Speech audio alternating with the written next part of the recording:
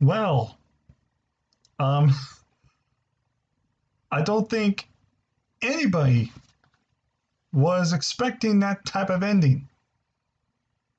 I think we can all agree. No matter what you thought about the show as a whole, I don't think we ever saw that ending coming.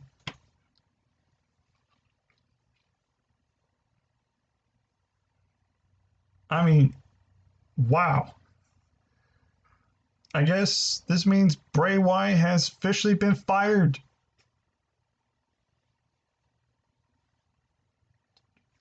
I'm actually speechless. I don't even know what to even say. Um, hey everybody, it's Preston here, aka Godzilla Hawk, and welcome to your Tables, Ladders, and Chairs review for 2020. This will be the final show I review for the year. After this, I will be doing a hopefully a best of 2020 awards in terms of like matches and promotions, stuff like that. I've already talked about that. So that will be coming up next.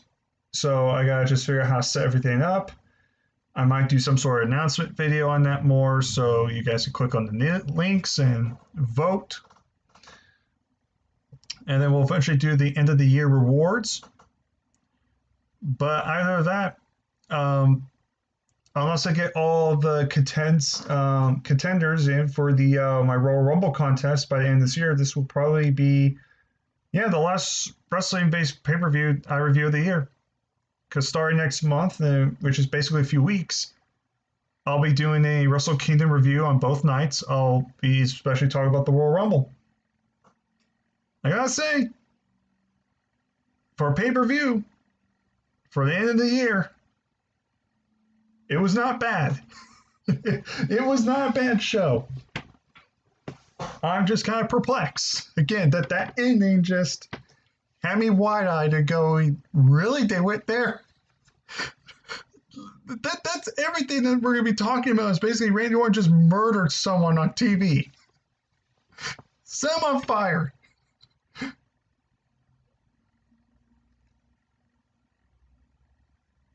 I am kind of speechless here. So like I said, this will be your TLC review. Before we kind of get started with the show and kind of move things along, I want to remind everybody that the Royal Rumble contest has officially been announced. So if you want more details on that, you can watch the full video. It is uploaded right now. But if you want kind of the short summary of the Royal Rumble contest, basically you watch the video, put Royal Rumble on that video if you want in. And if you win the Women's Rumble contest, you'll be receiving a copy of Wrestle Kingdom 11 of New Japan. And then if you win the men's, you'll be winning and receiving a DVD of the best of In Your House. If you want more details about that, you can go watch the video. If you want to enter my Royal Rumble contest, there's plenty of time. Because they announced the Royal Rumble will, in fact, be taking place at the last day of January next year, January 31st. So we got over a month. So we have plenty of time to enter. So if you have not entered yet, please do. If you want to be part of this, it's free. There's no admission. All you have to do is just ask to put yourself in the Royal Rumble. You have to put Royal Rumble on the Royal Rumble announcement video. And when you do that, then I will draw your numbers later on. And then you'll all be receiving a prize if you win your respective Rumbles. So again, if you want more details about that, go watch that video. But let's move on with our TLC review. Because we got to talk about this show, especially those last two matches. Those two matches, I think we can all agree those two matches are going to be remembered for different reasons. I'll give you a hint, none of them were bad, but they were both memorable for two different reasons. I'm just starstruck right now. I don't even know where to start. So I guess we open up with the WWE Championship, Drew McIntyre versus AJ Styles. TLC match. Like I said, for the championship. So they open up the show. I'm going to say this. The match wasn't bad because here's the thing about this match. You're going to have people that either love this match, hate this match, or just thought it was like, it was okay.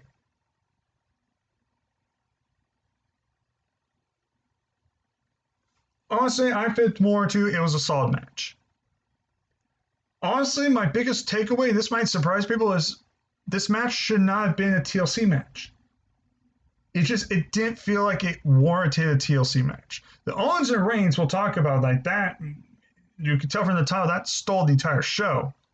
That was fantastic, but this match it didn't feel like it was necessary. Honestly, it should have just been a singles match. Yeah, McIntyre and Styles kind of start off slow. McIntyre dominated the first like 5 minutes.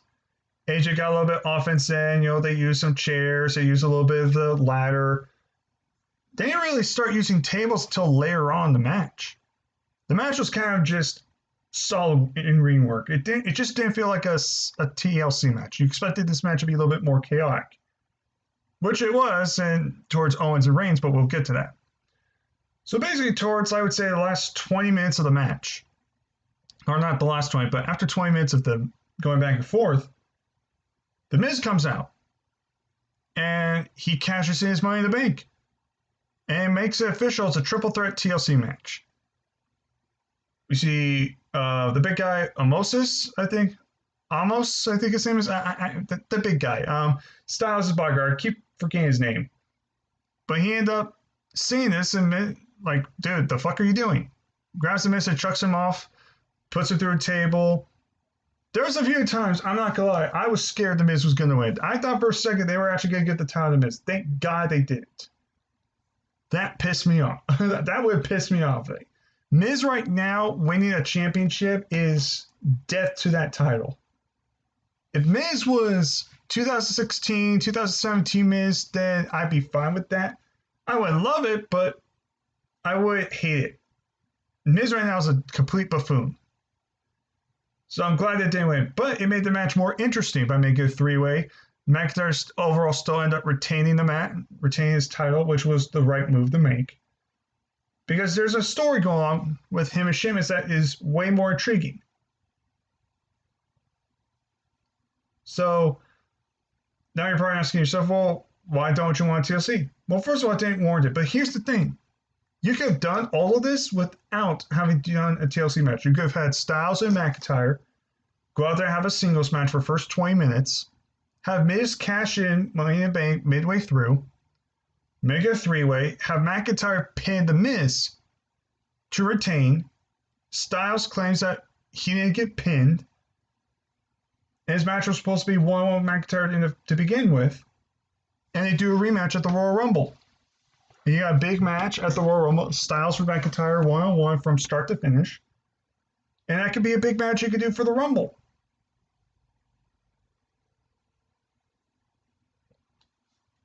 I mean, they could still do Styles and McIntyre maybe at the Rumble, but I don't see why not. I mean, like I said, if you had done just a regular triple threat, then you could have made an excuse of McIntyre paying The Miz and not Styles. The Miz is no longer Money in the Bank because, let's be honest, the Money in the Bank has been a joke the last couple of years. I mean, Brock Lesnar winning it last year was stupid.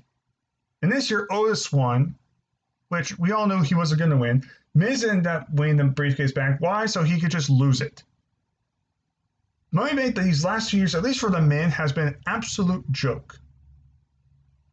It really has. Like, can we admit that it has been a joke? It really has. But like I said, the match itself was fine. It was a solid match. It wasn't bad. It's just, as a TLC match, I expected more carnage. I expected a little bit more, and that's the biggest problem with this match. It should never have been a TLC match. It should have just been a straight-up singles match. If you're going to have Miz cash in, make it three-way, have, like I said, McIntyre pin Miz, and that can let the Styles McIntyre again that rematch at Royal Rumble. But what are you going to do? At the end of the day, McIntyre retains. That's what matters. McIntyre is still champion, which is the right move to make. So now we have to see what happens next. Maybe McIntyre and Sheamus will be fighting at the Royal Rumble this time for the championship. Maybe they're going to do that match. They could always hold that match off until Royal Rumble or WrestleMania if they really drag this out. But again, I don't know what's going on. So, but at the end of the day, McIntyre won. He's still champion. Match was solid. That's really all I can really say. Next, we have Sasha Banks defending the SmackDown Women's Championship against Carmella. They had a rematch from SmackDown, I think, a couple weeks ago, where the match ended disqualification. So this was their second match, technically, for a championship. First of all, Mandalorian, Season 2. That finale. Holy shit. I loved it. I actually got emotional. Not gonna spoil it for you. If you haven't seen it, just go watch it if you can. But these two I thought had a better match I think anybody would expect it. Now I heard some people saying that this was Carmella's best match. I don't know yet. There was one match from Carmella I think was better. That was her match with Bayley on NXT for the NXT Women's Championship. I think it was 2015, 2016. I remember those two having a match on NXT for NXT Women's Championship. I thought that was great. But Carmella, for sure, this was easily one of her better matches with Sasha Banks. And, I mean, when you're partner up with someone like Sasha, I mean, whether you like her or not, Sasha is, no doubt, one of the best in-ring competitors in that company. And she and Carmella have pretty good chemistry. You know, they got a good amount of time. It didn't drag. It wasn't short. Short to the point where it was like a joke. Yes, some unique offense. You know, Carmella had her butler or her helper get involved. Carmella had some unique counters on both of them. Both of them had unique counters. There was a near falls. We thought Carmella was going to win the title, but Sasha ended up retaining, which again was the right move. Because a lot of people want to see this. Now, I am curious to see in this match. This match for WrestleMania that's possibly being pitched is Bianca Belair versus Sasha Banks. I think that could be a lot of fun. They're very similar in terms of characters. It's almost like mirror images. Now, I'll stand by this. I'm not the biggest Bianca Belair fan. In my opinion, I just never understood her. But you know what? There are fans that love her. And you know what? Seeing Bianca Belair and Sasha Banks, I'd be down for that. I wouldn't hate that at all. I'd be down for that. And you know what? Maybe that's the match where I open my eyes and go, wow, Bianca's a fucking star. That doesn't mean Bianca is terrible. It's just I never understood her. Everyone praises her. And I just look at her going, yeah, she's got the charisma, but her in works pretty good. But there's something about her that's missing. She kind of reminds me like Andrade Cien Almas when he first came to NXT. He had the potential, it's just he was missing something. That something was Selena Vega. Now, I'm not saying Bianca needs a manager because she could talk, but maybe she needs to have that one breakout performance. And I think Sasha could be that breakout performance for her for potential match at WrestleMania. So at the end of the day, Carmella had her moment. She lost. Really good match with Sasha. Now it's time for Sasha to move on. I don't know where Sasha goes from here. Because if we got to get to Bianca, you know, Sasha's going to have to beat a few other people before, you know, we get to WrestleMania. Because we still got months before Mania. So we really need some bodies for Sasha Banks. You know, and this could be an opportunity. Maybe if they're going to do the Elimination Chamber, you know, one of those matches, that could be a chamber match for the Women's Championship and have Bianca still win the Rumble. You know, there's a lot of stuff that can happen, so it's just how they're going to fill the opponents for Sasha Banks until they eventually fight Bianca Belair. But good match nonetheless. I would not call it the greatest Carmella match because, like I said, I think her match with Bayley was a little bit better. But then again, it's been a while since I've seen that match, but I remember I really enjoyed that match when I first watched that. Next, we got the Hurt Business, Cedric Alexander and Shelton Benjamin, or Brandon likes to call him the Robot, taking on the New Day for the Raw Tag Team Championships. Their matches on Raw were way better. I'll just say that. The matches on Raw TV were just far superior. This match felt more like a Raw match. 10 minutes, there's a few slip-ups then there, but at the end of the day, Hurt Business won. And Cedric Alexander, and here's an interesting thing. Shelton Benjamin looked like he was going to win the match. And Cedric had tagged himself in. He hit the lumbar check, which I fucking love that move. And he pinned Kofi to win the tag team championships for his team. And here's the thing. Here's the thing about this. Ever since Cedric got these victories the last few weeks with their singles matches, he would act overconfident like he did on his own. And you act too excited. And that's kind of what happened here. We saw that little shit of Cedric taking himself in, winning the match, almost like he wanted the spotlight for himself. So keep an eye on that little story. Even though they won the Raw Tag Team Championships, it's only a matter of time before something happens and maybe Cedric, gets kicked out of the group or something because he's being too overconfident. Try and get the glory for himself. But the match itself wasn't anything special. It wasn't terrible, but it was just a match that felt a little like just time filler.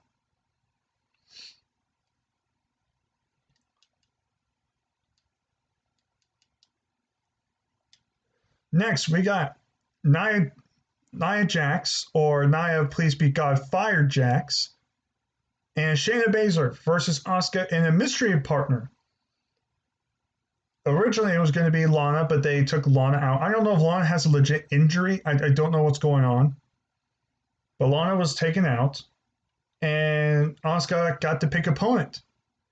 And that partner, I should say, not opponent, but that partner was none other than Miss Overrated herself, Charlotte Flair. And Asuka and Charlotte won the tag team championships. The match, again, like the Raw tag team titles, was just, and in my opinion, it was honestly the weakest match on the card. I mean, anyone having to work with Nia Jax has got to put in more in effort. There are a couple pauses, though. Now, normally I'd be angry about Charlotte coming back, which I'm not thrilled for being back, but here's the thing. First, Charlotte is Women's Tag Team Champion. She's not a Raw or SmackDown Women's Champion or NXT Women's Champion. She's a Tag Team Champion. So, one, that's a good thing.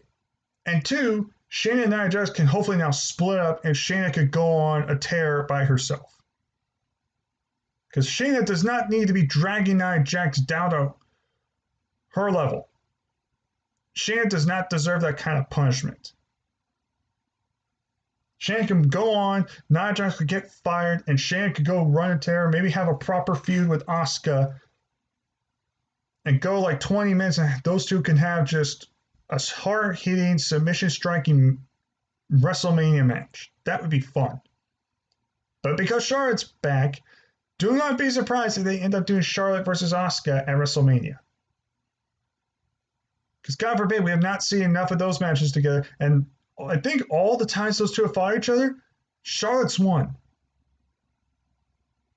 I do not need to see Charlotte win the Women's Championship. Personally, in my opinion, I don't want to see her hold any Women's Championship, at least single-wise, ever again. She's overstayed her welcome on singles title reigns. I'm done with it. I hope she never wins, but we know it's going to happen. Survivor bookings, I just have Asuka hold on to that belt all the way to WrestleMania and fight Shayna one-on-one. Just do that. But like I said, this was easily the weakest match on the card. It was just did nothing. But we had new Women's Tag Team Champions, so I guess that's something.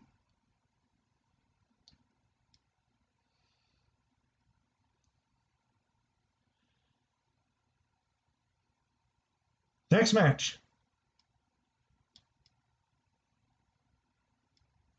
We have my pay match tonight. Roman Reigns versus Kevin Owens for the Universal Championship in a tables, ladders, and chairs match. This was more of what I expected a TLC match to be. Roman Reigns, he comes out first, which I thought was odd because I've always been a believer of, you have to, usually challengers come first and then champions. So I thought that was a little weird. But there was a reason. There was a legitimate reason. So Roman Reigns comes out. They strap the championship on that little hook thing, little coat hanger. They're raising it, and Kevin Owens just comes out. He just beats the shit out of Roman Reigns. So starts brawling with him. Jey Uso gets involved. Kevin Owens targets Jey Uso. He's fighting a 2-on-1 match. They're doing well for himself first couple minutes, but then Roman ends up getting the advantage. He starts taking control. He starts destroying Owens. And every time Owens would mount some kind of offense on Roman, Jey would come in. And Owens would have to try to stop Jey, then Roman would come back. And it was basically Owens had to do everything in his power to win the match, but had to overcome the obstacles. He had to overcome the little net of Jey Uso. He had to overcome this dangerous version of Roman Reigns. They totally made Kevin Owens a sympathetic babyface after this match, which is what a heel is supposed to do. I will stand by this. This is the best Roman Reigns since his Shield days. Roman Reigns, ever since splitting up from the Shield, being that smiling babyface, did not work. This was his role. He was meant and born as a heel. This works way too well. And I said a lot of tables being broken, spots on ladders. Roman Reigns ended up doing a back suplex on a ladder that was lined up on its side. That sucked ass. Roman Reigns is Kevin Owens is a crazy man. But then again, Kevin Owens has competed in Ring of Honor in those ladder war matches, and those matches sucked. So we all know what they're capable of.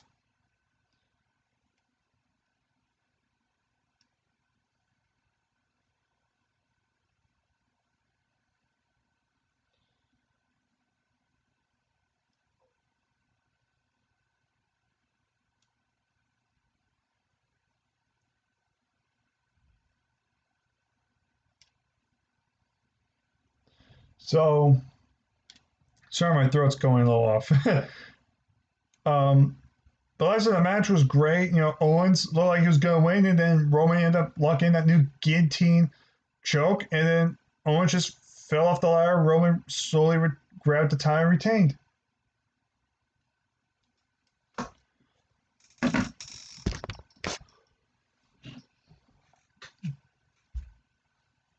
That's basically what this match was.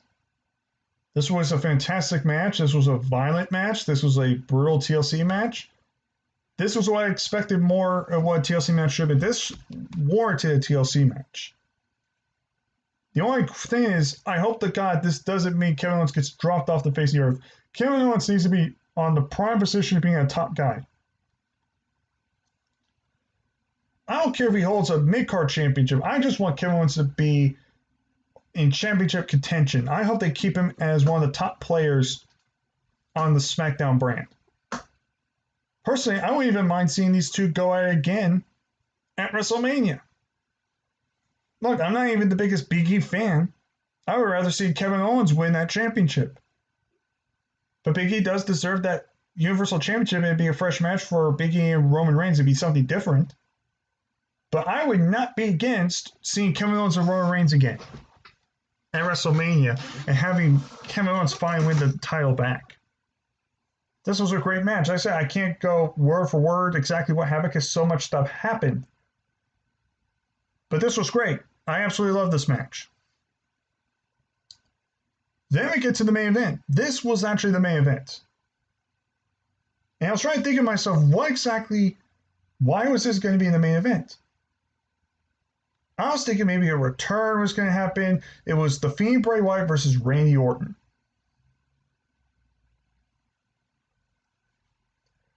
But this was no ordinary match. This was the first ever Firefly Inferno match.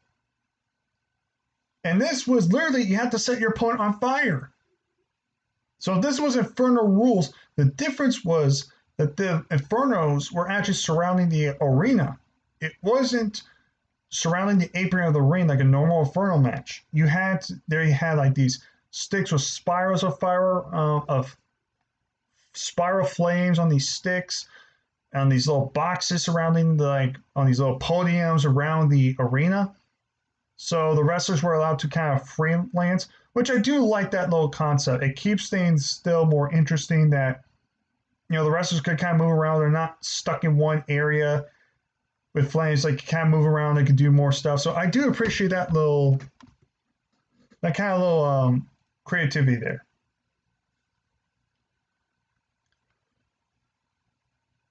So basically, this match started Bray Wyatt dominated. The Fiend dominated throughout the majority of this match. Orton tried to do some moves, and Bray just kept on coming back. And Bray had a leather strap. He whacked Orton with it, with the leather strap. And then he took a leather strap, and he set it on fire and tried to whip Orton with it. The Fiend also then grabbed, I'm not joking here, a pickaxe. Tried to kill Orton like a serial killer. And then we see Bray take Orton and put him on a rocking chair that Bray earlier doused in gasoline and then left a trail of gasoline leading up from the chair. He grabbed a lighter and he just lit the trail on fire, and then Orton had to get away because he was going to get burned alive. And the chair just caught on fire. Bray was literally trying to murder this man. I mean, I don't like Orton, but Jesus Christ. You know me, I'm not the biggest Orton fan right now, but holy shit, like, I wouldn't go that far. Bray literally trying to murder this man. This is literally like watching a slasher movie. Then Orton tried to make a comeback. He hit Bray Wyatt with an axe handle of an axe. He hit Bray with some chains, and he looked like he was going to go RKO. And then Bray countered into the mandible claw, and Orton his back was heading towards the flames on the other side of the barricade. And then Orton turned it around, and then Bray got his jacket and his arm caught on fire. Which was weird because the bell never rang, so you think that would have ended the match. Technically, the match ended, but the bell didn't ring, so I was a little confused, like, what's going on? Bray rolls into the ring. Fire's cut out, which you could tell this was already this was pre-taped. Because as soon as the fire hit the jacket, then Bray was laying there for like a few seconds and the flames already died down. So clearly, they put out the flames and then they just left Bray there. So they clearly taped this advanced. So Bray's basically unconscious, and Orton is looking at the Fiend. He's trying to figure him out. Orton just realizes, I think I killed this man. But I don't think he's dead now. So what does he do? He grabs gasoline. He pours it all over the Fiend's corpse. Grabs a match. And then sets fire to him. Now you could tell what they set fire to was a dummy. You could tell it was a dummy, but the visual of basically Orton literally murdered a human being. Remember those reports of apparently USA not being happy about Raw? Apparently there was rumors that USA Network were not happy about the viewership. So they asked for rumors of darker, edgier content. Not sexy content, but darker, more violent. I realized this Soul Monster basically saying that was all basically bullshit. It wasn't true. After tonight, I think Soul Monster was full of shit. I mean, this was dark. WWE doesn't do this ever. They've never done anything like this since the Attitude Era. Even the Ruthless Aggression era. We don't see stuff like this of literally someone burning someone alive. So, honestly, in my opinion, obviously this feud is not over yet. But Orton gets a win. And here's the thing. Some people might be upset. I'm not too angry about this. Here's why. Because Bray Wyatt didn't get pinned. He didn't submit. Yes, the Fiend lost. but he didn't get pinned. He was set on fire. That was the rules. He got set on fire. That's how he lost the match. So the Fiend still looks strong, and Orton gets a win, which, let's be honest, even though we're not huge Orton fans, Orton needs some wins here. I mean, he's been losing to McIntyre last couple of pay-per-views. He won at Hell in a Cell, which was pointless because then a couple of weeks later, he lost the title to McIntyre. He wasn't even on Survivor Series, so Orton needs some sort of win here.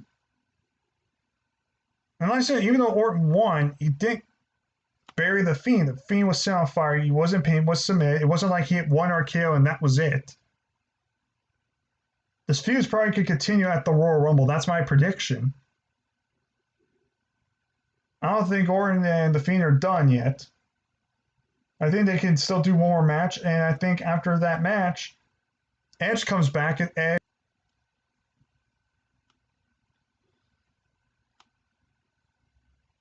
But that Inferno match just, I was shocked at that ending. Because like I said, WWE doesn't do stuff like that normally. So I guess those reports of USA Network wanting to enter your content, I guess were true because there's no way this was the original plan.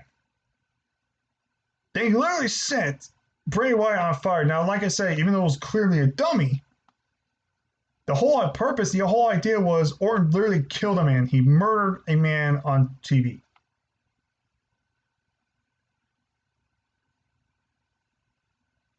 I guess Bray Wyatt was fired. I guess Bray got fired.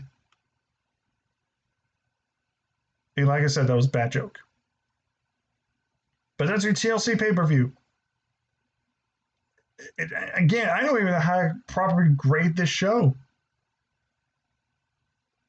I really got to think about this show because this was not a terrible show. This was a solid effort going out in 2020, which has been a shitty year. And in terms of WWE pay-per-views have been shitty as well. But this was a solid effort, I think, in terms of the end of the year.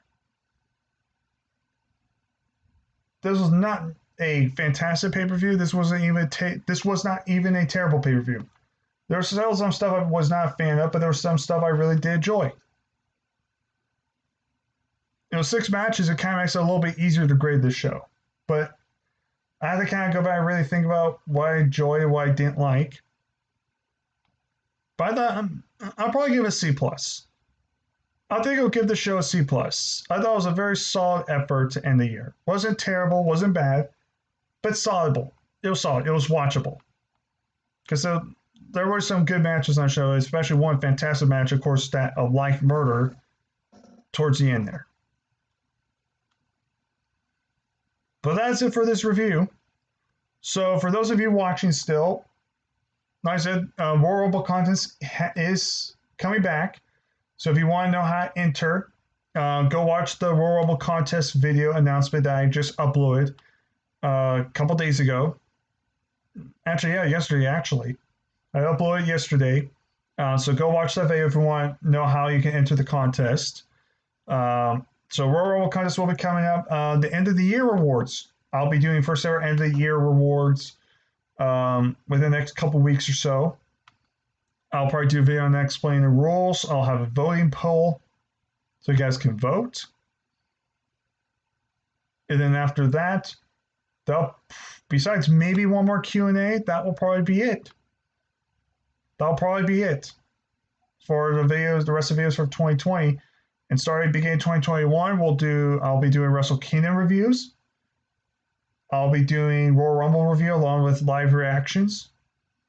I'll be doing the Royal Rumble draft lottery contest. So you'll get a lot of videos in January. So you'll get a couple more this year, but you'll be starting to get a lot more reviews next month. So with that being said, all I'm going to say is take care of my peeps, have a good night, stay safe,